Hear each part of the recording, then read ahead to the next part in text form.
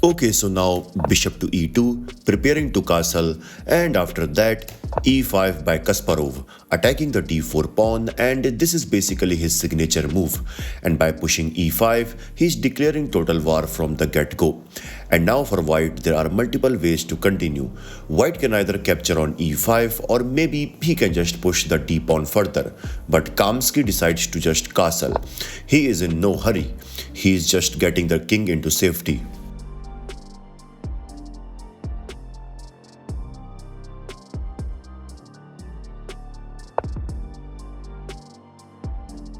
Okay, so now d5. He just closes the center, and this setup is called the Aronian Taimanov defense, also known as the Mar del Plata variation.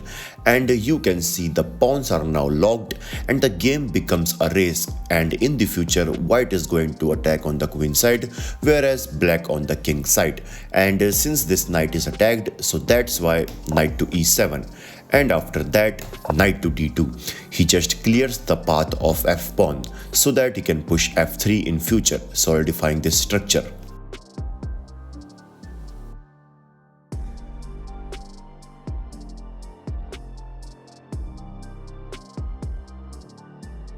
And now here black start pushing a5 so that he can stop the move b4.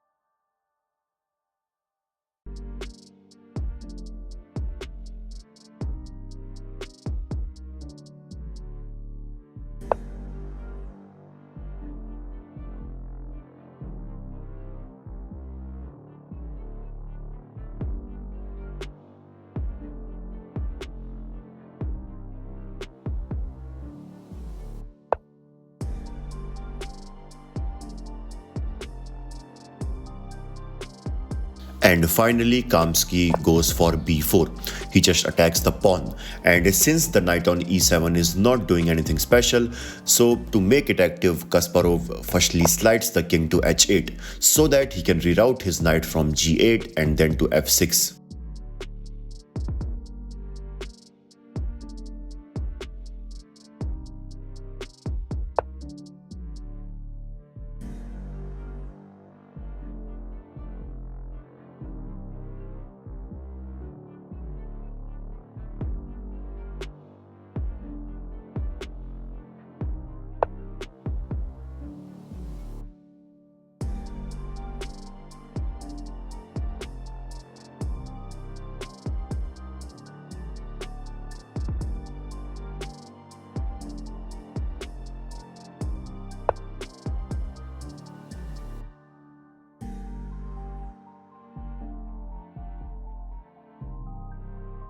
Okay, so finally knight to f6, and you can see the knight completes its journey, and black king side pieces are now perfectly coordinated for the assault. And now Kamsky doesn't wait. He immediately jumps into the heart of the black queen side, putting pressure on c7.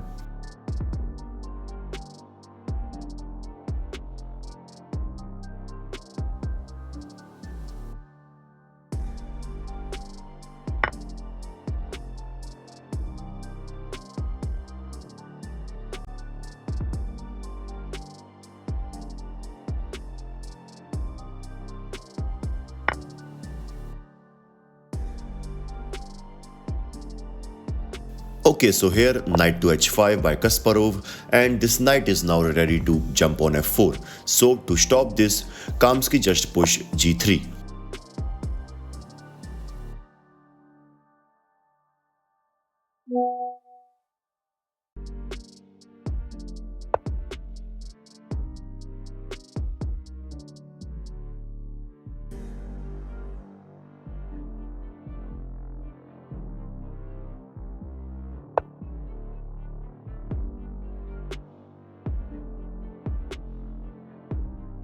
Okay, so after c5, here Kasparov goes for bishop d7. He just attacks the knight. But guys, there is a move which is even better.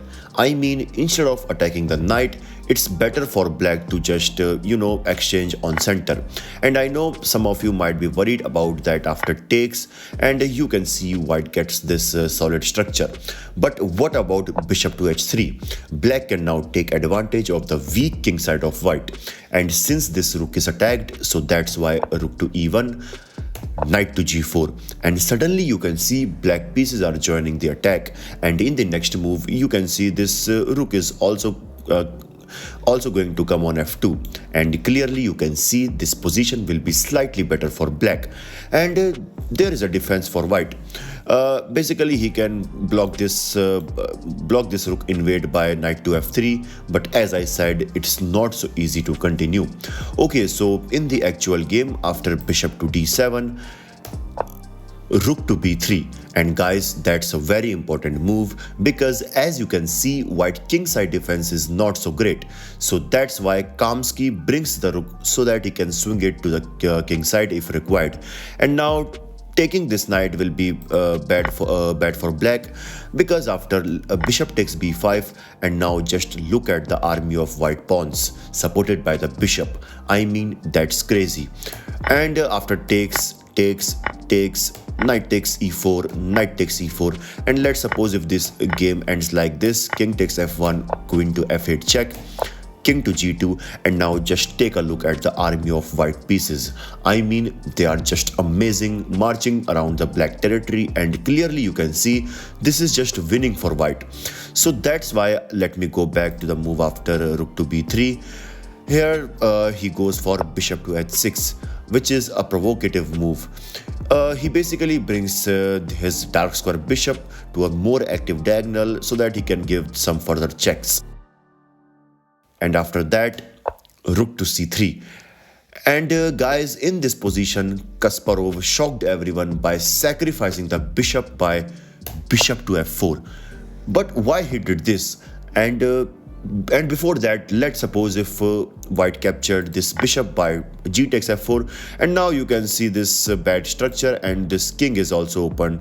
So now black will take advantage of this. Firstly, he will go for knight takes f4, attacking the bishop, and after, let's suppose this bishop goes to c4, knight to h5, clearing the path for the queen, and you can see queen to h4 is coming, and basically black will take advantage of the weak king side structure of white. So that's why after bishop to f4, here basically Kamsky decides to just exchange on d6. He just wants to open the c file so that he can increase some pressure.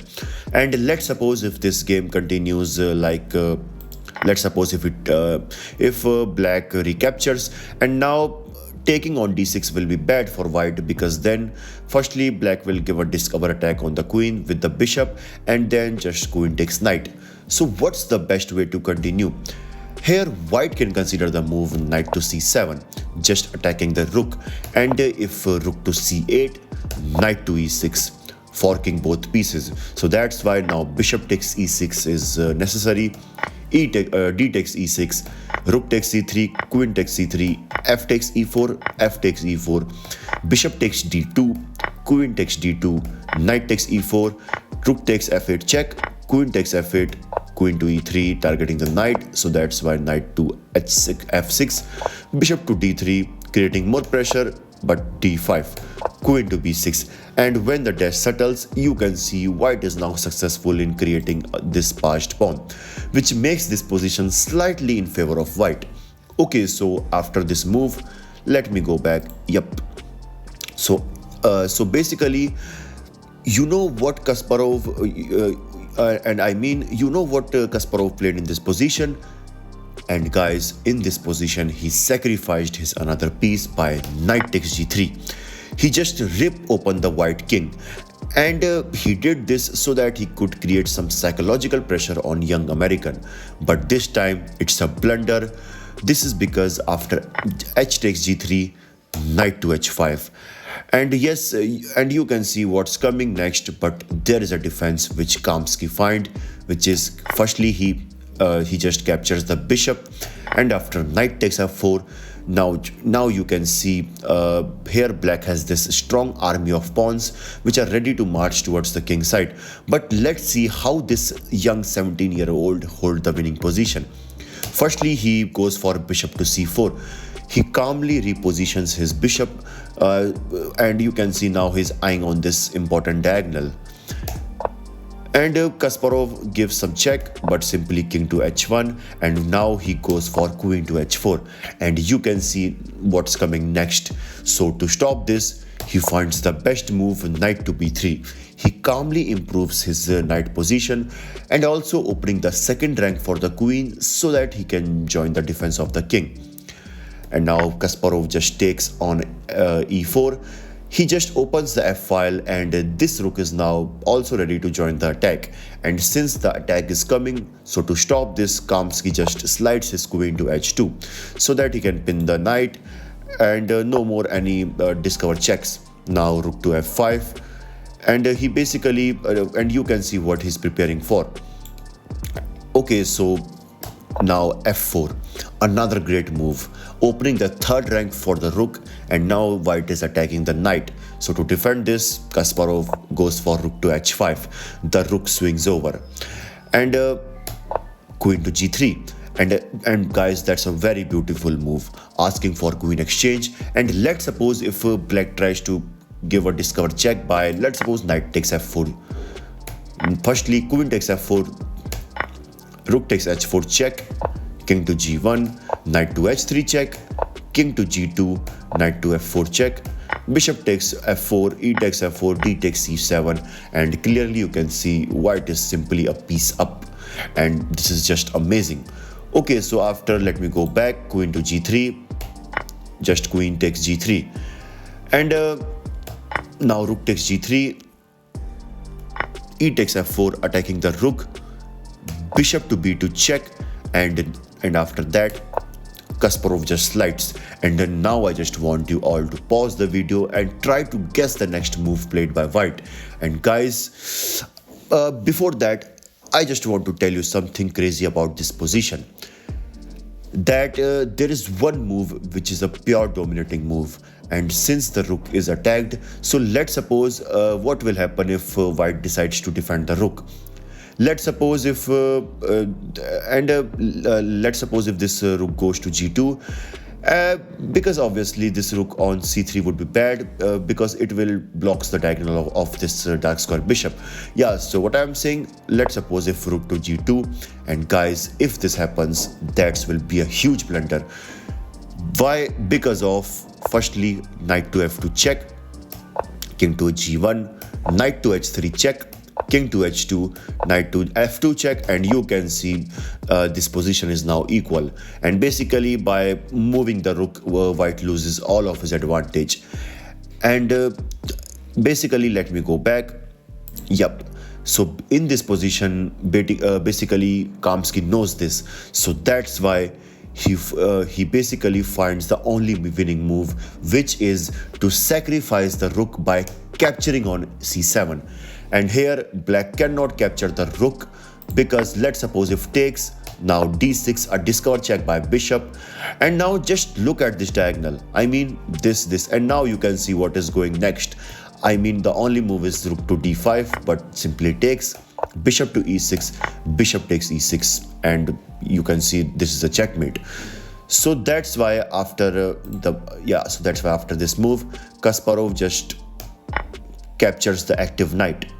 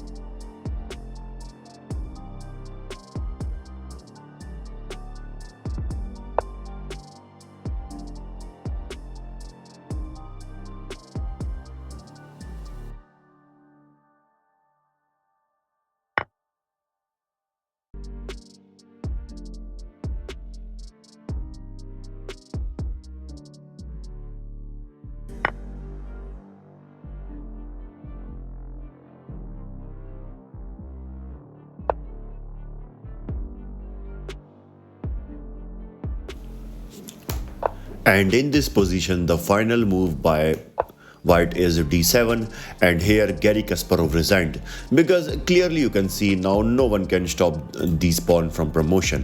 Imagine playing at this level against the world champion. That's really amazing. Like this video and I will see you in the next one. This is your host Bison signing off. Bye bye.